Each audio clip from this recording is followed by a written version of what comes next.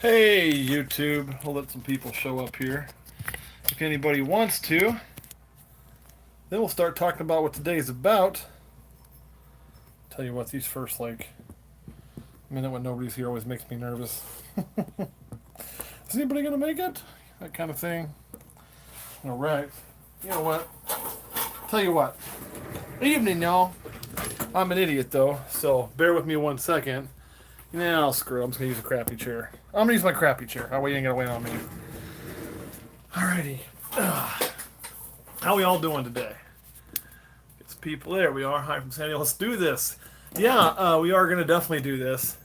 And there's a reason why I decided to go live today. Cold. The reason I decided to go live today, and I should be on my Wi-Fi now. Yes, is because I owe you all an extra video. And I owe you all an extra video because of the fact that my wife tries to call in the middle of the live. She knows I can't take that. I told her I was filming live. Uh, I don't know what to do about that. Anyway, the reason that I decided to film an extra video today was because of the fact that the quality on the one we did in Denver, well, it sucked. The reason it sucked was because we didn't have Wi-Fi. We were running on the 4G LTE Verizon network. And the problem is there's a lot of cool stuff there I wanted to share, like the thumbnail. I mean, that thing was amazing. But whenever you're doing one of those, for those of you who've ever done it, what I see on my screen is crystal clear. I'm seeing what my lens is seeing. I'm not seeing what you're seeing. So with that, there was it wasn't even Wi-Fi. Like we were on, it just sucked. So with that, I couldn't tell how bad it was until I started hearing it actually dropped a few times and things like that. So I thought that wasn't fair to you guys, and since that wasn't fair to you guys, I wanted to. Oh God, I hope your dad's okay. Hopefully he's okay. I mean, those are kind of scary things. Keep that vein open though, and hopefully he'll be good to go. But I felt like I owed you guys a new video, because that's not my quality standard. So here I am, and we talked about starting that topic series. And that topic series, I think we could do it on shows, right? So let's go for it on shows. So there's a couple things on reptile shows. Reptile shows. I'm going to guess a lot of you have been to one. I don't know how many of you have been to one. And man, let me tell you, when you've been to a reptile show, you're going to feel like you got hit by a truck. At least if you do it right. If you just sit there on your butt and don't engage people, you're not going to be tired at all. But if you do, you will be really tired. Hey, what's up, Efrain?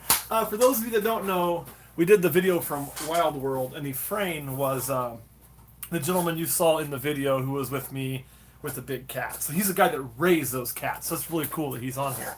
So that was pretty awesome. Still one of my favorite things I got to do.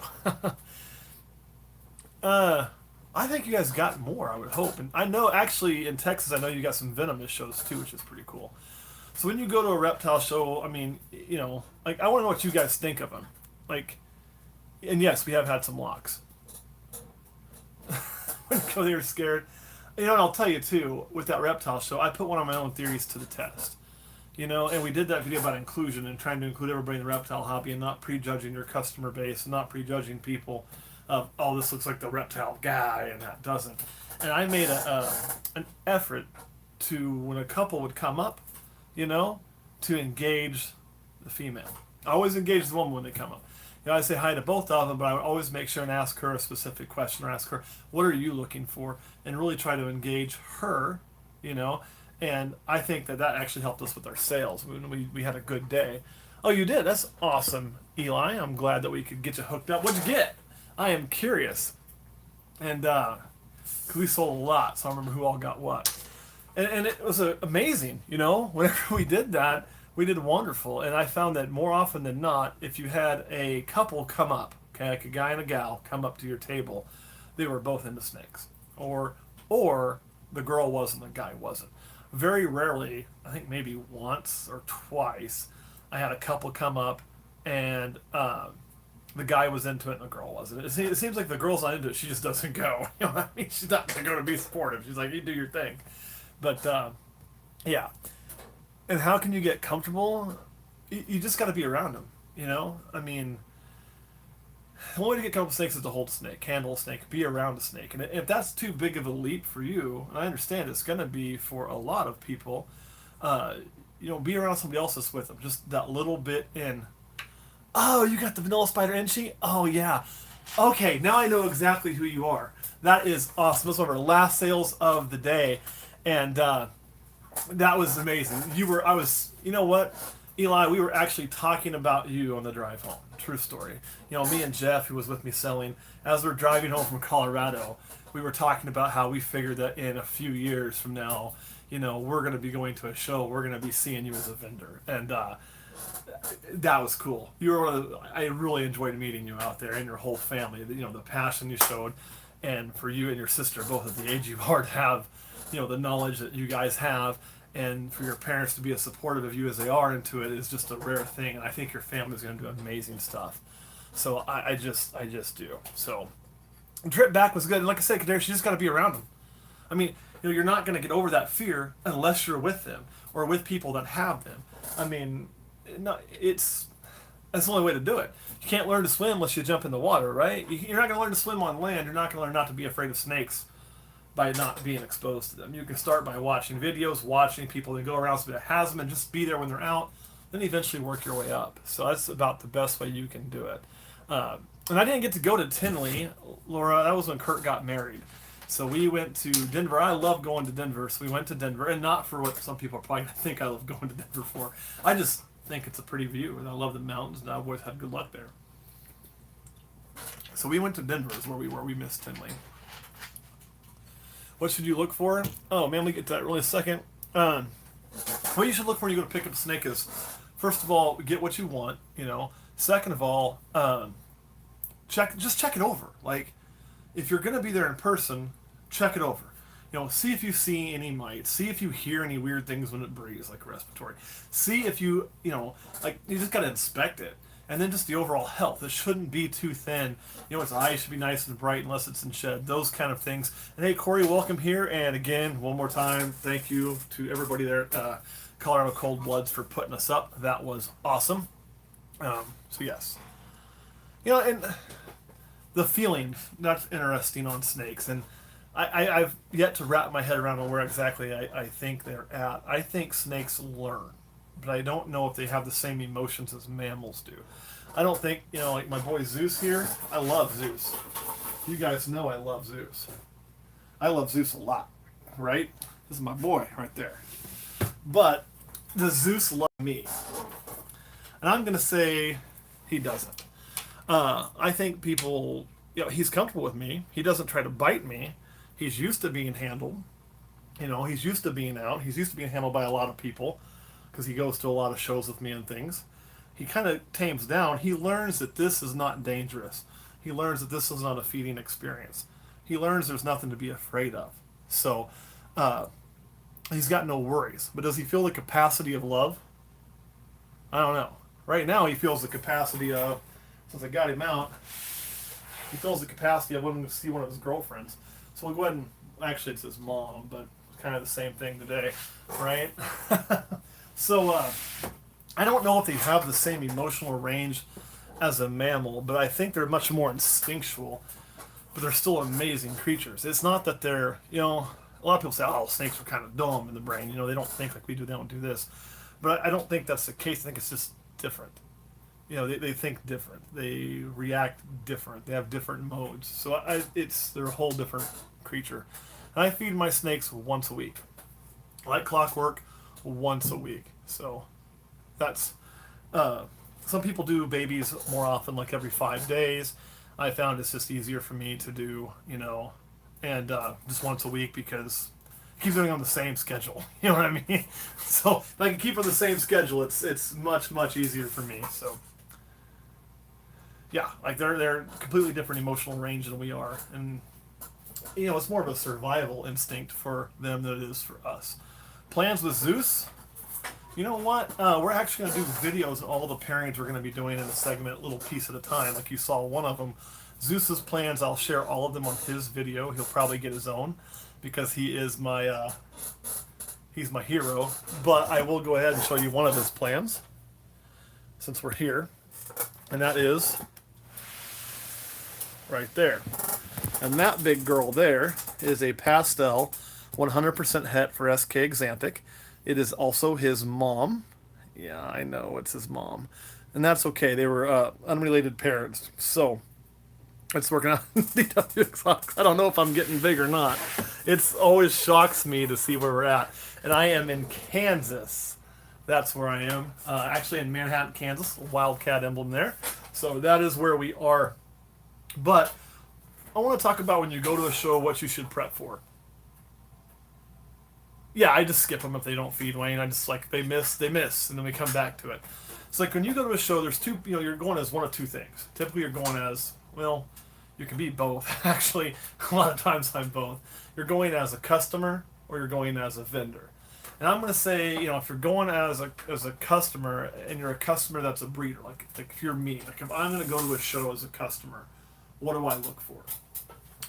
Typically, I know my budget, right? I go in there and I say, okay, this is what I know, I have that I can spend this year on snakes as I go to shows. This is where I have right now. Sometimes that changes, as more money comes in, we may decide to buy more genetics, things like that. But have a budget so you can kind of stick to that budget, No, Larry, you're not. I mean, it depends on your snakes. As long as I feed my pythons weekly, and always have, and I don't think it's too hard. Yeah, and budget is a laugher sometimes, right? It is a laugher. My first snake is long gone. It was a boa constrictor I got when I was a teenager from my high school science teacher. But so have a budget if you're a customer. The second thing, is when you Big Brett will. Oh, Big Red. You'll get to see all of them all again. Trust me, there's something really cool in the works with all those. So it is going to happen.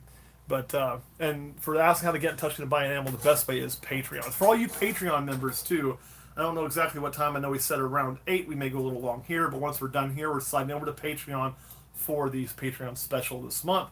And for those of you that aren't on Patreon, you probably should be because we're really close to where we're going to start doing giveaways. So jump on over there. Make me give stuff away on Patreon. I'd love that. So if you're going as a customer, though, have a budget in mind, one. And two, if you're a customer who's a breeder, like me, have plans in mind. Like when I go, I know what genetics I want. Like I know what I'm looking for. I'll have some things in mind that I'm wanting to add this, or I'm wanting to add a male with X number of genes, or those kind of things. So that way I know exactly what I'm getting into and what I'm looking for. And it so happened this year when we did that, we hit the first two at the first show we were at, bought them both. That was the Suma and the Asphalt Yellow Belly Pastel. Let me show that one to you. You guys haven't seen that one in a while, and it just shed. It is a mean little booger, though. Come here, little buddy. And that is this one here. So I wanted to share that snake with you right there. So, and I knew what I was looking for. I knew what I wanted. I knew the genetics I was chasing. And so I knew what I was going to get. And if I found it. And it just so happened I found them both in one spot. Spent the budget I had. Came a little under what I really had to come in, which was good. And the really, really good reason to have a budget is we're not building, I should say. We're buying a reptile facility. We actually close on it about a week from now. And if we'd have blown all of our money, we wouldn't be able to show that or have that. Axel Reaper and Sobek are doing good. Here's the thing: the rattlesnakes, it's hard to show because every time I do something with them, YouTube cracks down on me. So I don't do too much with them on video. And then plus, if I want to get one out, I have to my wife has to be home, so she knows she can't walk in while I'm doing that. I have to lock up all my other animals, everything else. If I'm going to let one crawl around. I wouldn't let the red one crawl around because she's a total bitch. But, there is that. So you just don't see them out too much. Sobek will be getting a new cage. It's not going to be the elaborate cage I'd hoped to do. My original plan was a cage here, and it was going to be a bar, the big cage built in. and everything else. So that was what we were actually looking at building. We weren't going to build it ourselves. I was going to have it built. Thank you, Dylan. And it just the problem was with that is it was going to be quite expensive, which I was budgeting around $3,000 to $3,500 to build the cage, to build it the way I wanted and the size I wanted, and then I'll get to the pet purchase buyer purchasing too.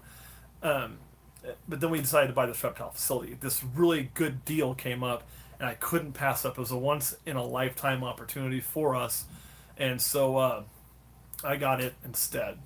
And that means that Sobek's still getting a new cage. He's going to get it over there, but it's going to be, a much more.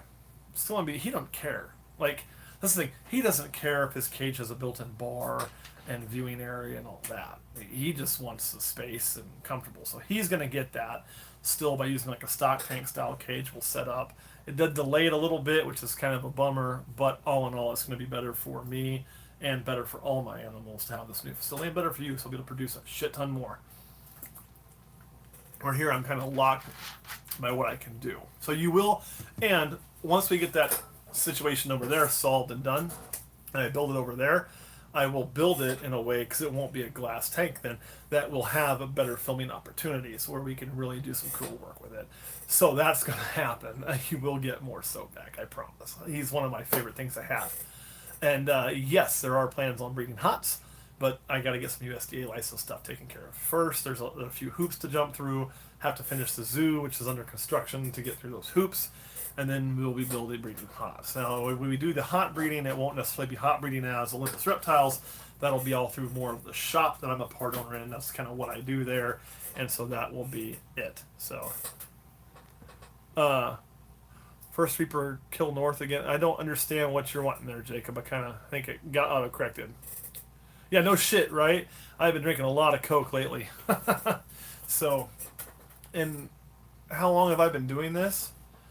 I've been keeping reptiles since I was maybe grade school, junior high, a long time. Usually like a lizard, something like that. Not like keeping lots of reptiles, but I have a pet reptile. And then I went through a stint for maybe 6 months or so where I didn't have any reptile as an adult, and I'd gotten divorced and thought, let's keep my reptiles. And I bought a carpet python, and then I got a couple ball pythons, and then boom. But actively breeding probably about 5 years. So, you know what? BCS time. It's gonna take time. Oh, kill it. I'll tell you what, Jacob. The only way to do that really is Patreon, and that's not because I wanted it to be that way. It's one of the things that pushed that, but because if I do it here, YouTube will punish me, and they don't punish others. They just punish me. Other people can feed rattlesnakes live and do all that and make jokes about it and make fun of it and or just do slow motion strikes repeatedly and things like that. I do it, and I do it scientific, and YouTube demonetizes the video and gives me a community strike that I had to argue and then they took down. So I obviously can't do that here because somebody up there hates me. So yeah, but on Patreon we do that occasionally because we can. That's what started the Feed Your Fiend on Patreon, was actually that. That's what really kicked off the whole Patreon thing. So while YouTube was trying to punish me, they actually helped me, because you can kick me in the balls, but when I get back up, I'm gonna be upset. I'm trying to keep it clean. So exactly. It wasn't that my first wife was anti-snake. She made me she didn't make me. She didn't really make me. I agreed because she wanted to have children, and so I did get rid of my first snake and made sure I went to a good home and everything else. Took me like 5-6 months to find the proper home for it, to which I gave the cage, the snake, and the whole 9 yards, and then got a chameleon, and she couldn't have kids after all, and then we ended up splitting up down the road, and I had a bunch of snakes, so I met Question Girl, and she's cool with it, so here we are. And that's kind of that's the story, to create what we've created. There you go. Sponsor me, Coke. Yeah, I don't think it's going to happen. All right, so somebody did ask, I like my six there. I like that, James. I could say the same thing when you talk about my ex. What was a tarantula? Oh, definitely snakes for me. But I'm a snake guy. I don't want any tarantulas. You ask, deadly tarantula girl, she may have a different answer for you than I do. So I think it depends on the person. Somebody asked about getting a pet through the mail versus show. You know, for me, if I was buying a pet, and this is again, I'm going to tell you guys the truth. I'm not going to tell you what's best for me. So understand that first and foremost. Most of my snake sales are shipped. I shipped 10 snakes today. Hopefully they all arrive fine. I've heard from most people. Everything looks good. But I think it's better to go on a show if you can. And why is because you get to go there, you get to see it, not just see a picture of it. You get to see it. You get to touch it. You get that tactile feel of it. You get that little bit of exposure to it, and it's just I guess, a more exciting purchase to me. I like to buy them in person when I can. That being said, I've had them shipped, and there's excitement there too. You go get the box and you cut the box off so you open that Christmas present, and the waiting. But I do like, physically going to a show. I also feel when I go to a show, then I get to meet the breeder or at least the seller, who should know something about the animals, where they came from, everything else. And I think that's a much more personal interaction than back and forth online. So I, for one, prefer that. Is that... It's not Dave! Here, see? I have hair, but it's really short, if I was Dave. However, I should be getting hooked up with Dave here before too long, and that'll be fun. Inching or banana pie combos at the moment. I don't. I for sale, no. I don't have actually, believe it or not, any pied combos, but I do have some inchy combos, and I'll show you one of them really quick. This is my little champagne inchy that I produced, and you can see she is just, whoa, too far, not pulled it out, just amazing. And I love this combo a lot. And this one thing that camera guy Kurt and I can actually agree on, because he loves the Enchi so much, and I'm so much of a champagne guy, and he is really not. So, yeah. He is back from the honeymoon. So he is back to work. He's not here today, and he was not able to make the show with us due to just a life thing that happened. So, it was just me and Jeff at the show, but we did all right anyway. You have her sister? Yeah. Wait a minute. Whose sister? Her. Oh, okay, you have her. I was thinking the other champagne and she was a male. But yes, there were sisters to her that were female, so now I'm tracking. I was thinking about the other champagne and she that I sold. It was amazing. The November show? Probably not, because I don't have a weekend that's free until December. That being said, guys, I am working on a few things to get to more shows.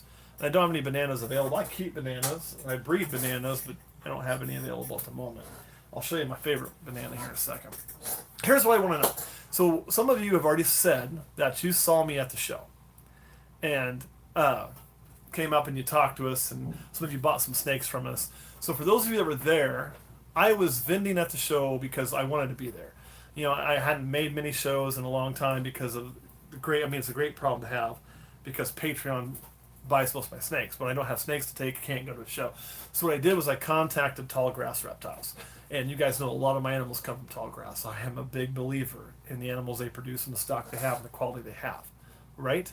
And so it's possible, but not very often, Tom, because it's a business and I have a business partner, something we both have to would agree on. So anyway,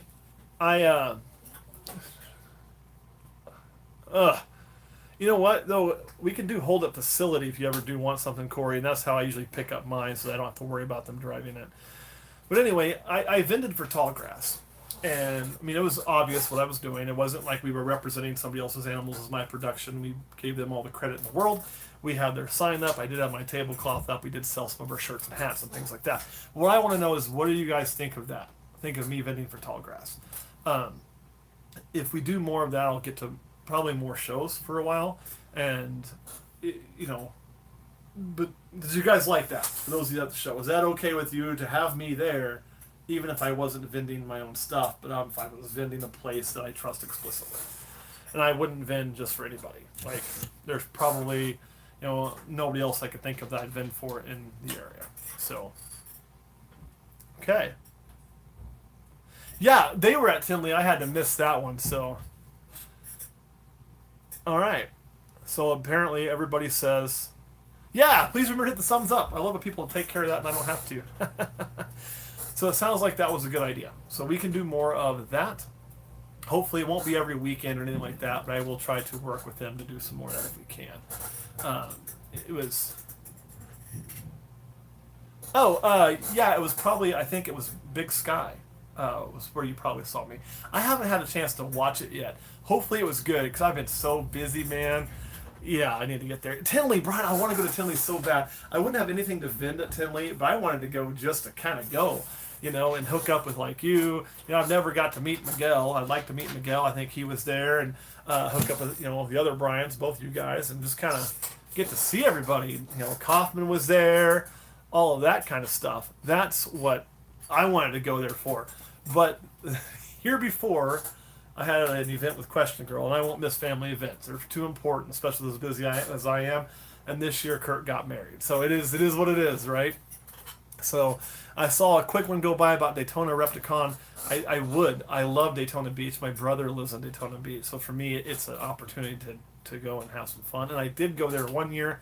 Haven't had a chance to be back, but when I went I learned a lesson in Florida at Daytona Beach, and that is that we were going to do some video on, and Costco, remind me, there's something I got to ask you. I may need editing help, and I think you would probably be the man if you could hook us up. But anyway, so I just couldn't get it to. I mean, we tried to film some videos there. It was so noisy in the background, it just didn't work. That was where we learned we had to get microphones. So it does make it a little hard to make trades because I can't, and with running this as a business, the kind of thing you got to think about is, I talk about time, are you a business or you hobby or somewhere in between? And we are a business. I mean, I'm not going to hide that. I'm not going to be ashamed of being a business, first of all. And the fact of the matter is, and here's how you know you're a business. One, I've got branding. Two, I've got an accountant. Three, I'm buying things with equity to increase. We're a business. And we're a business that I love doing, that I'm passionate about. But we are a business. And so if you're a business, though, you have to think like a business. And sometimes that makes trading for things harder, unless it's animals, because you have partners and things you have to do. That doesn't mean that nothing could ever work. What that would usually look like if I did trade for something I wanted, would it be basically I would trade the snake, and then I personally would buy the snake and put it in the business. So I would be paying the business money and then sending the snake somewhere. That's kind of how I'd have to do that. But when you are a business, for those of you who are getting to that point or wanting to be at that point, it seems like in this hobby, and this wasn't where this video was intended to go, and I don't have too long before I have to hop off at this point, so I got to get to Patreon and sell snake. But it seems like people don't think you can be both. If you're a business, then you're this evil person who just wants money and hates snakes, and you're what's wrong with everything, yada, yada, yada. And if you're a hobby, how dare you ever think about the business side? That doesn't make sense. If you're a business, and I look at it as my care isn't top notch as a business, then, how the hell am I going to sell anything? I'm not going to produce.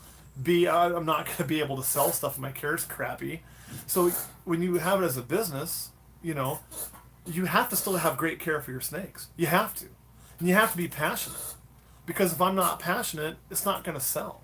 And if I don't like my product, I don't like what I'm doing, why the hell would somebody buy from me? There's 1,000 other people they can buy from. So why would I do that? And you gotta wait. All right, guys, here's what I'm gonna have to do. I'm gonna have to hop off of here right now because I did tell the Patreon folks I would sell to them at 8 o'clock Central, and it is actually 8:06. I'm late. I know this isn't my normal chair. It's all squeaky, but it is what it is. So, I'm gonna hop off here, go to Patreon, and sell some snakes there. All right? All right, guys, thank you so much, and we'll see about doing more shows for TGR, and send me some topics we can do about live, like what you want to know about this hobby, what you guys want to talk about, whether it's the difference between a business and a hobby, those kind of things would be great. So, you don't? No, see, that's different, though. That's one thing I do want to cut. I don't run into a lot of cutting costs for the snake of money. That's absolutely not true. And here's what I'll mean. What do you see me use for a substrate? You see me use Reptile Prime. It's expensive shit. It ain't cheap. I promise you. What do you see me use for racks? Professional racks, FB40 tubs. Actually, I've spent more since I've been in business and thinking about the equipment that I use and things like that. There is no cost cutting in it. Again, the more I put into it, the better equipment I use, the better substrate I use, the better I do with my animals, the better animals I produce, which on the back end means my business is healthier and more income in the long run. So you don't have to be a penny pincher completely. Do you have to think about the money? Yeah, you do. But here's the thing. If I didn't think about the money, with the collection the size I have, which isn't even that big, you know what I'm saying? If I didn't think about the money, that's actually I think when cost cutting happens. Because if I'm putting all the sales in my pocket and I'm not running it like a business, I'm spending willy nilly, and I run into a spot, then guess what? You know, it is like, holy shit. You know, what am I going to do when a bad month comes up? So then I'm skipping feeds. You know, then I'm skipping on doing this. And I'm skipping on doing other things because I didn't have the money. But if I think of it like a business and I plan my expenses for an entire year and I make sure it's all there, then you don't have to cut costs. Actually, you can do better for your animals by keeping that business savvy and business mind to it and the finances in check. You know, my money and my business's money, i.e. my snake's money, stays completely 100% separate. You know, completely 100% separate. So, yeah, and they don't have to be. As a matter of fact, you sign up for Patreon, I'll save you money under TGRX. I will. It's what I do. All right, guys, I love each and every one of you. I'm going to pop off of here and slide over to Patreon and sell a snake now. We will get you, catch you guys later.